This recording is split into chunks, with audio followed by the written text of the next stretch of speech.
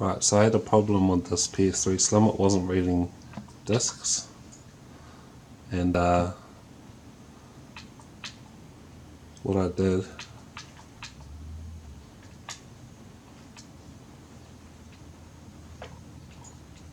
was I went to settings. We'll carry on.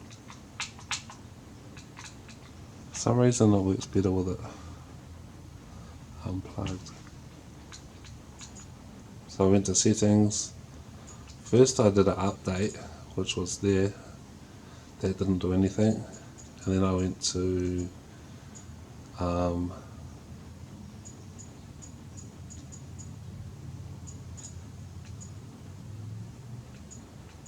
system settings, I think. Automatic update.